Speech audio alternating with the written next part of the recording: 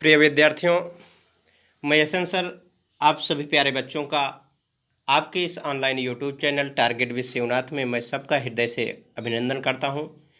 प्यारे बच्चों, आज मैं भगवान कन्हैया के अनन्य भक्तों में रसखान के सवैया पद की व्याख्या करने के लिए आप लोगों के सामने उपस्थित हुआ हूं।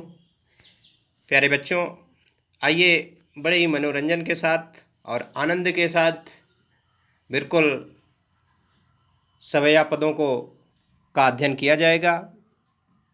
आप लोग भी हमारे साथ बिल्कुल एकदम मग्नता के साथ, आनंद के साथ वाचन को करते हुए व्याख्या को देखेंगे। प्यारे बच्चों, जो पद आप पहला देख रहे हैं, इस पद में यदि आप संदर्भ लिखना चाहते हैं तो लिखेंगे कि प्रस्तुत सवैया हमारी पाठ्यपुस्तक काव्य संकलन में संकलित रसखान के सवैया नामक शीर्षक से उद्धृत किया गया है। ठीक है।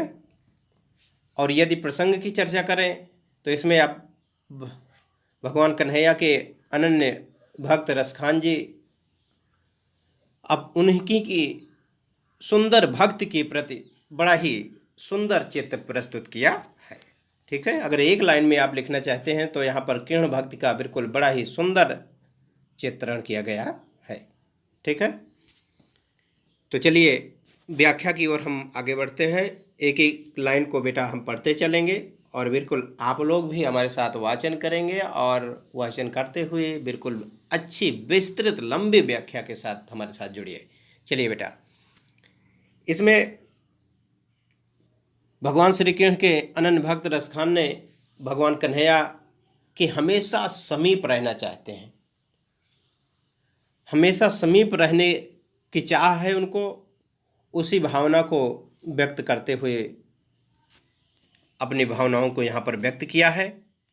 देखेंगे बेटा, काकि मानुष हो तो वहीं रस खाने, बसों ब्रज गोकुल गाँव के ग्वारन, जो पशु हो तो कहाँ बस मेरो, चरो नित नंद की धेनु मझारन, पाहन हो तो वहीं गिर को, जो धरों कर छत पुरंदन धारन, जो खग हो तो बसेर करो, मेले कालिंद कुल कदम्ब की डारन।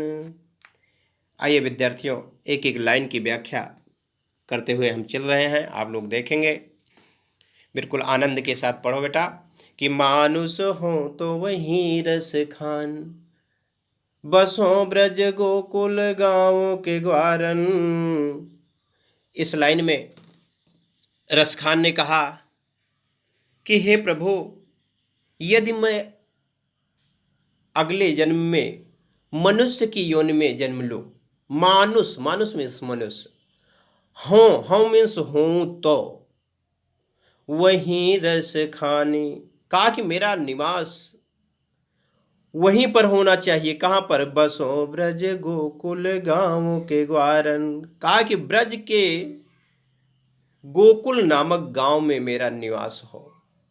फिर से देखेंगे बेटा कि रसखान ने कहा कि हे प्रभु, यदि मेरा अगले जन्म में मानस के योन में मेरा जन्म हो तो मेरा निवास कहाँ पर हो? बसों, कहाँ पर मेरा निवास हो? ब्रज के गोकुल नामक गांव में मेरा निवास करा देना। और कहा कि यदि मनुष्य भी न बनूं, अगर मैं मनुष्य की योनि में ना आऊं, अगर कोई दूसरी योनि में आऊं, कहा कि जाओ पशु हो तो कहाँ बस मेरो, कहा कि जाओ पशु हो तो कहाँ बस मेरो, चरो नित नंद की धेनु मझारन।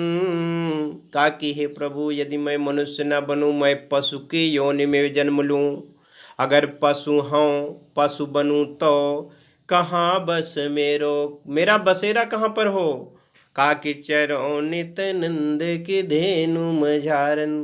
कहा कि ए प्रभु, यदि मैं पशु की योनि में जन्म लूं तो मैं हमेशा चरूं, कहाँ चरता रहूं? नंद की धेनु, नंद बाबा की गायों के बीच में मैं हमेशा चरता रहूं, हमेशा उन्हीं के साथ निवास करता रहूं, नंद बाबा की गायों के बीच में मेरा निवास हो। अगर यदि मैं किस योनि में जन्म लूं, पशु के योनि में जन्म लूं।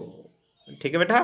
आगे कहा कि पाहन हो तो वहीं गिर को, पाहन हो तो वही गिर को, जो धर्यो कर चत पुरंदर धारन।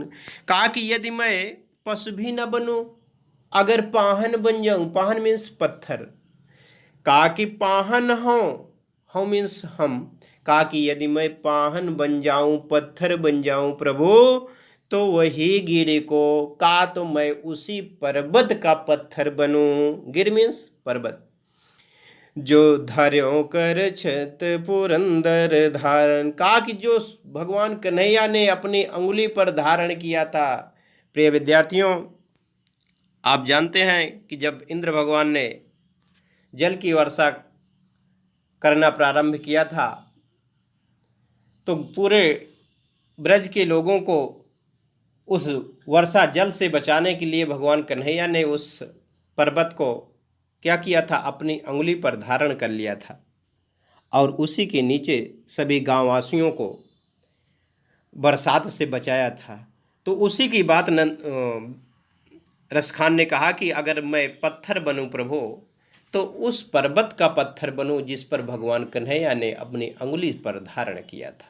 और कहा कि नीचे की लाइन देखेंगे, कहा कि जो खग हो तो बसेर करो, जो खग हो तो बसेर करो, मिल कालिंद कोल कदम्ब की डारन।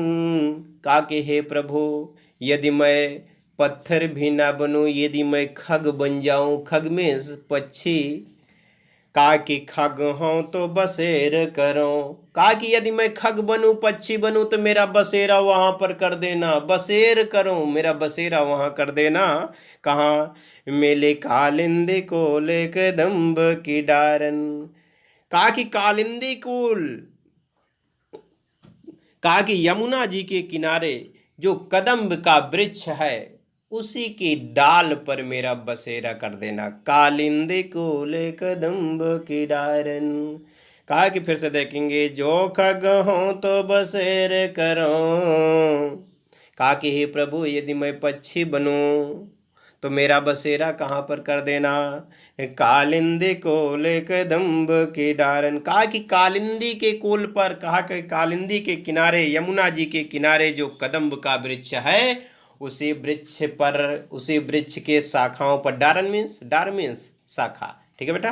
कहा कि यदि मैं पक्षी बनूं, तो मेरा निवास कहाँ पर कर देना। कालिंदी कोल कदम्ब की डारन। यमुना जी के किनारे जो कदम्ब का वृक्ष है, यमुना जी के पास जो कदम्ब का वृक्ष है, उसी के शाखा पर मेरा निवास कर देना। ठीक है बेटा।